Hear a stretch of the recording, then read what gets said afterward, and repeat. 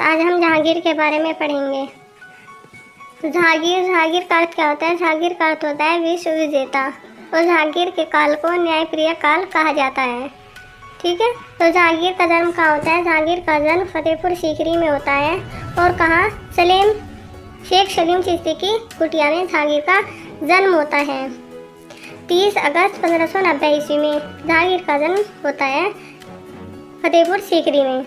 जहांगीर की माता कौन थी? आमेर के राजा भारमाल की पुत्री मरियम उज़ ज़मानी, जिसे हरकाबाई भी कहते हैं। जोधा का पुत्र कौन था? जहांगीर। जो इन सब ये सारे नाम किसके हैं?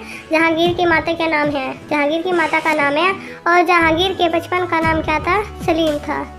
जहांगीर के बचपन का नाम क्या था? सलीम था। ठीक है, अकबर सलीम को शेखो बाबा के नाम से पुकारते थे, प्यार में लाडला था तो इसलिए शेखो बाबा के नाम से पुकारते थे। जहांगीर की शिक्षा का ध्यान किसने रखा था? रहीमदास जी ने रखा था। रहीमदास जी क्यों? क्योंकि रहीमदास अकबर का दत्तक पुत्र था। विवाह किसके साथ होता है जहांगीर का? 1585 ईस्वी में भगवान दास की पुत्री मानबाई से हुआ था। और इसका पुत्र कौन सा हुआ? खुसरो। मानबाई को शाह बेगम के पद पर बैठा दिया था। किसने? जहांगीर ने शाह बेगम के पद पर बैठा दिया था मानबाई को। सलीम का दूसरा विवाह कब होता है? 1586 ईस्वी में उदय सिंह, जो मारवाड़ की पुत्री जगत गोसाई, जिसे जोधाबाई के नाम से भी पुकारते हैं, उससे। और उनसे कौन सा पुत्र हुआ? उससे पुत्र हुआ खुर्रम। और खुर्रम का दूसरा नाम क्या था? शाहजहां। ठीक है, शाहजहां किसका नाम था? खुर्रम का। जैसे निकनेम होता नहीं है, इस तरह का था। अकबर की मृत्यु के बाद नवंबर 1605 ईस्वी में आगरा के किले में सलीम का राज्याभिषेक हुआ। ठीक है, कब हुआ? 1605 ईस्वी में सलीम का राज्याभिषेक हुआ। और तब कौन से नाम से बैठा? वो नासिरुद्दीन मोहम्मद जहांगीर के नाम से बैठा और गाजी की उपाधि ली। जहांगीर ने गद्दी पर बैठते ही आगरा के किले को शाह तुर्जी मीनार और यमुना के किनारे खड़े एक पत्थर के स्तंभ तक एक जंजीर बनवाई थी। किसने? जहांगीर ने। तो जहांगीर एक जंजीर बनवाता है, जिसे न्यायप्रिय जंजीर कहा जाता है। और इसमें कितनी घंटियाँ लगी थी? इसमें 50 से 60 घंटियाँ लगी हुई थी। 50-60 घंटे इसमें लगी हुई थी, परसी जंजीर थी यह। और इस जंजीर को जंजीर आदिल भी कहा गया। ठीक है, ये जंजीर से और जिसे खींचकर कोई भी बादशाह से न्याय की मांग कर सकता है। और यह जंजीर 82 फीट की थी और पूरे सोने की बनी हुई थी। ठीक है, बादशाह बनने के बाद जहांगीर ने 12 घोषणाएं की थी, और ये सब आईने जहांगीर में बताया गया है। किसमें बताया गया? आईने जहांगीर में बताया गया है। गद्दी पर बैठते ही जहांगीर ने अपने पुत्र खुसरो से विद्रोह करना पड़ता है।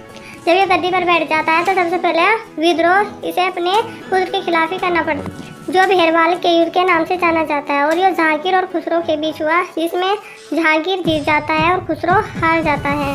इसमें क्या हुआ था कि इसमें खुसरो का साथ सिखों के 5वें गुरु अर्जुन देव ने सहायता की थी, और इसे आशीर्वाद भी दिया था किसे? खुसरो को। इसे इसके पिता के खिलाफ ही भड़का दिया था। ठीक है, तो इसे फांसी दे दी गई थी राजद्रोह के केस में जहांगीर ने। नूरजहां के बारे में एक बार बता दें कि जहांगीर की यशस्वी रानी यानी कि बहुत ही प्रिय थी ये रानी नूरजहां, जिसे पहला मेहरुनिसा नाम था, के पिता फारस के अमीर ग्यास बेग। उसके पिता कौन थे? ग्यास बेग। और माता कौन थी? असमत बेगम ने इत्र की खोज की थी। इत्र की खोज किसने की थी? असमत बेगम ने। नूरजहां का जन्म कांधार के काफिले में हुआ था। ठीक है, और नूरजहां का विवाह 17 वर्ष की आयु में ही हो गया था, जो अली कुली शेर अफगान के साथ हुआ था, और उसकी मृत्यु हो जाती है। और उससे कौन सी पुत्री होती है? यानी कि लाडली बेगम। किसकी? नूरजहां की। यानी कि फिर होता है 1611 ईस्वी में जहांगीर ने विवाह कर लिया। फिर जहांगीर विवाह कर लेता है और नूरजहां की उपाधि देता है किसे? मेहरुनिसा को। पहला मेहरुनिसा नाम था, लेकिन नूरजहां की उपाधि कौन देता है? जहांगीर। नूरजहां के पिता ग्यास बेग को दीवान अथवा राजा का मंत्री बना दिया और खिदमा-उद-दौला की उपाधि दी। किसने? जहांगीर ने। नूरजहां का भाई, ठीक है, उपाधि दे देता है इसे। तो नूरजहां का भाई कौन होता है? आशफ खां। और सिखों पर बादशाह के साथ नूरजहां का भी नाम चलता था और हस्ताक्षर भी होते थे, क्योंकि ये सबसे प्रिय पत्नी थी किसकी? जहांगीर की। और क्या बोलते हैं? नूरजहां फैशन के अभिनव के लिए भी जानी जाती थी नूरजहाँ, और नूरजहाँ फारसी कविताएं भी लिखती थी और गाती भी थी।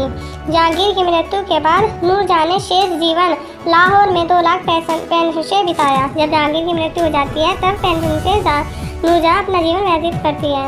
नूरजहाँ के पिता इत्माउद्दौला का मकबरा पहला मकबरा था, जिसमें मतलब पूरे मकबरे में संगमरमर का बना हुआ है वो पूरा मकबरा, इत्माउद्दौला का मकबरा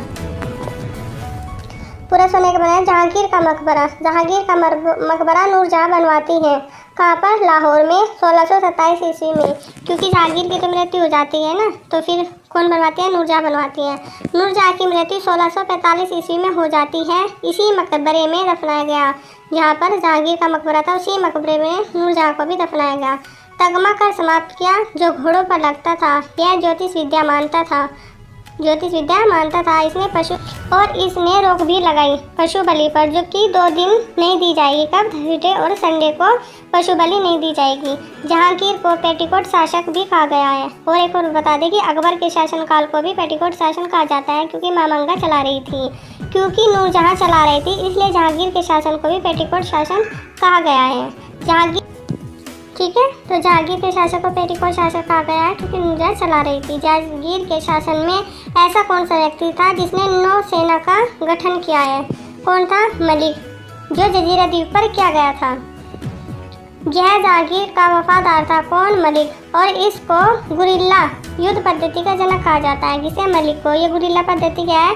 गुरिल्ला पद्धति है कि जमीन के अंदर छिपकर वार करना गुरिल्ला पद्धति कहलाती है। जहांगीर ने अपनी आत्मकथा स्वयं लिखी। कौन सी? क्या थी इसकी आत्मकथा का नाम? कुतुब-ए जहांगीरी, जो जहांगीर ने स्वयं लिखी थी। ठीक है फ्रेंड्स, अगर आपको हमारी वीडियो पसंद आई है तो प्लीज़ लाइक, शेयर और सब्सक्राइब ज़रूर कीजिएगा।